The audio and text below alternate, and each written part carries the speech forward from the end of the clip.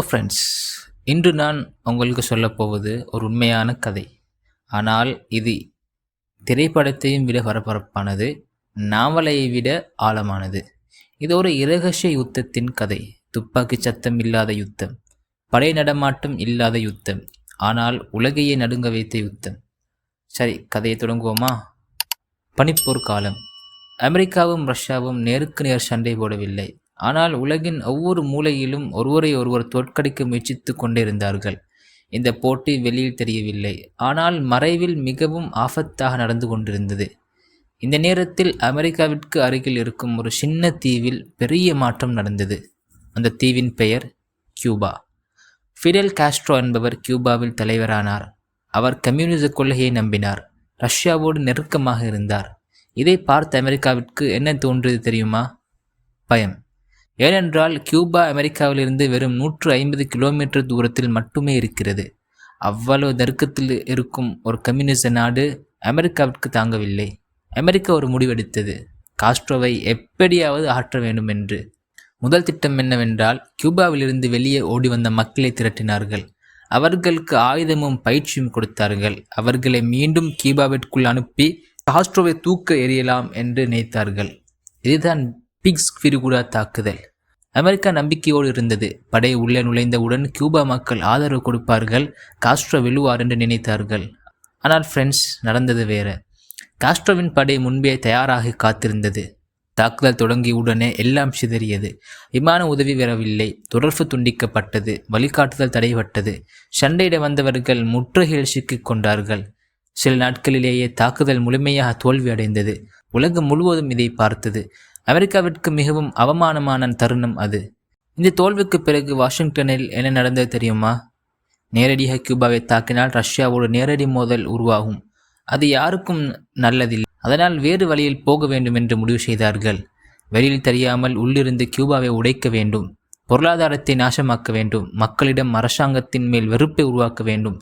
அப்போது காஸ்ட்ரோ தானாகவே கீழே விழுவார் என்று நினைத்தார்கள். திட்டத்திற்கு ஒரு பெயர் வைத்தார்கள், ஆபரேஷன் மங்கூஸ்.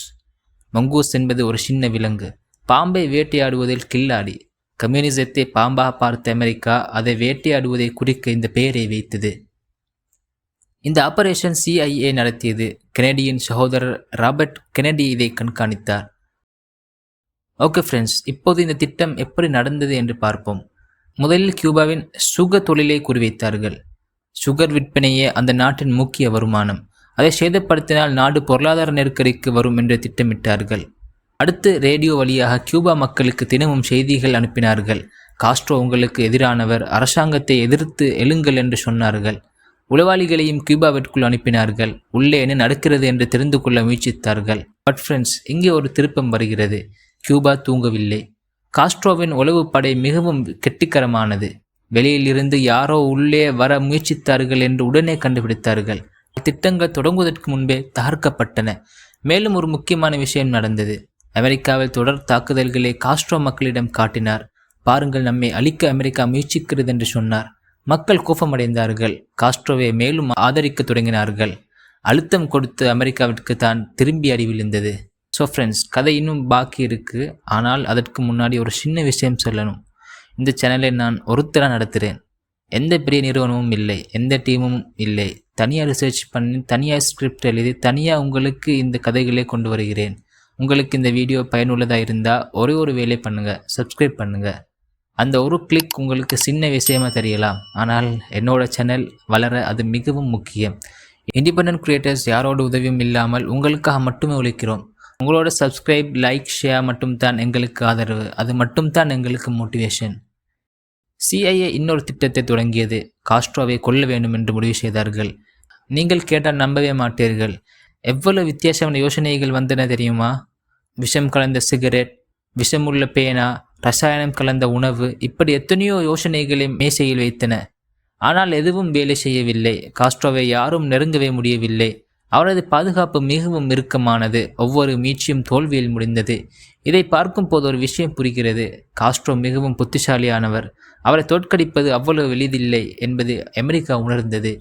இந்த நேரத்தில் நண்பர்களே, உலகம் மிகவும் ஆபத்தான தருணத்திற்கு வந்தது. 1962இல் ரஷ்யா ஒரு பெரிய முடிவை எடுத்தது. கியூபாவில் அணு ஆயுதங்களை ரகசியமாக வைத்தது, நேரடியாக அமெரிக்காவை குறிவைத்தது. அமெரிக்காவின் உளவு விமானங்கள் இதை கண்டுபிடித்தன. உடனே பதட்டம் வெடித்தது. இதைத்தான் கியூபன் ஏவுகணை நெருக்கடி என்று சொல்வார்கள். 13 நாட்கள் உலகம் முழுவதும் மூச்சடங்கி காத்திருந்தது. அமெரிக்காவும் ரஷ்யாவும் ஒரே ஒரு தவறான முடிவு எடுத்தாலும் 3ஆம் உலக யுத்தம் தொடங்கிவிடும் என்ற நிலை. கடைசியில் தூதரக பேச்சுவார்த்தை மூலம் நெருக்கடி தீர்க்கப்பட்டது. யுத்தம் தடுக்கப்பட்டது. உலகம் மூச்சு விட்டது. ஆனால் இந்த நெருக்கடிக்கு ஆபரேஷன் மங்கூஸும் ஒரு காரணம் என்று வரலாற்று ஆசிரியர்கள் சொல்கிறார்கள். அமெரிக்காவின் தொடர் தாக்குதல்களால் பயந்த ரஷ்யா கியூபாவை காக்க ஆயுதங்களை அனுப்பியது என்று சிலர் நம்புகிறார்கள். இரகசிய நடவடிக்கைகள் எப்படி உலகை ஆபத்தான இடத்திற்கு தள்ளும் என்பதற்கு இது ஒரு சிறந்த உதாரணம். ஸோ ஃப்ரெண்ட்ஸ், கதையின் கடைசி பகுதிக்கு வருகிறோம். 1963 ஆபரேஷன் மங்கூஸ் மெல்ல மெல்ல நின்றது. அதே ஆண்டு நவம்பரில் ஜனாதிபதி கென்னடி படுகொலை செய்யப்பட்டார். அவருக்கு பிறகு வந்த தலைவர்களுக்கு இந்த திட்டத்தில் அதே அளவு ஆர்வம் இல்லை. கியூபாவிற்கு எதிரான சில நடவடிக்கைகள் தொடர்ந்தாலும் ஆபரேஷன் மங்கூஸ் என்ற பெரிய திட்டம் முடிந்துவிட்டது. இப்போது மிகவும் முக்கியமான கேள்வி என்னவென்றால், காஸ்ட்ரோ விழுந்தாரா? இல்லை, நோ ஃப்ரெண்ட்ஸ். காஸ்ட்ரோ தொடர்ந்து ஆட்சி செய்தார். பல 10 ஆண்டுகள். கென்னடிக்கு பிறகும் பனிப்போர் முடிந்த பிறகும் அவரை அகற்ற முயற்சித்த எத்தனையோ அமெரிக்க அரசுகளுக்கு பிறகும் காஸ்ட்ரோ அசையவே இல்லை. ஸோ ஃப்ரெண்ட்ஸ், இந்த கதையிலிருந்து நாம் என்ன கற்றுக்கொள்கிறோம்? ஆபரேஷன் மங்கூஸ் தோல்வி அடைந்தது. ஆனால் அது நமக்கு ஒரு முக்கியமான பாடத்தை சொல்கிறது. இரகசியமாக ஒரு நாட்டை உடைக்க முயற்சித்தால் எப்போதும் வெற்றி கிட்டாது.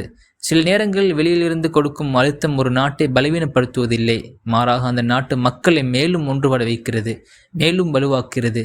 உலகின் மிகவும் சக்தி வாய்ந்த நாடான அமெரிக்காவை இதில் தோல்வி அடைந்தது என்றால் இந்த பாடம் எவ்வளவு முக்கியமானது என்று புரிகிறதா? வெறும் படைபலத்தால் அல்ல, வெறும் இரகசிய சதிகளால் அல்ல. உண்மையான சக்தி மக்களின் மனதில் இருக்கிறது, நம்பிக்கையில் இருக்கிறது. ஆபரேஷன் மங்கூஸ் பனிப்போர் வரலாற்றின் மிகவும் முக்கியமான அத்தியாயம். இன்றும் இதை படிக்கும் போது நம்ம மனசுல ஒரு கேள்வி தோன்றும், உண்மையான வல்லமை என்பது என்ன என்று. ஸோ ஃப்ரெண்ட்ஸ், இந்த வீடியோ உங்களுக்கு பிடித்திருந்தால் லைக் பண்ணுங்கள், உங்கள் நண்பர்களுக்கு ஷேர் பண்ணுங்கள். இன்னும் சப்ஸ்கிரைப் பண்ணலைன்னா இப்போவே சப்ஸ்கிரைப் பண்ணுங்கள், அந்த பெல் ஐக்கனை அழுத்துங்க. இது போன்ற வரலாற்று கதைகளை தமிழில் கொண்டு வர நான் எப்போதும் இங்கே இருக்கிறேன்.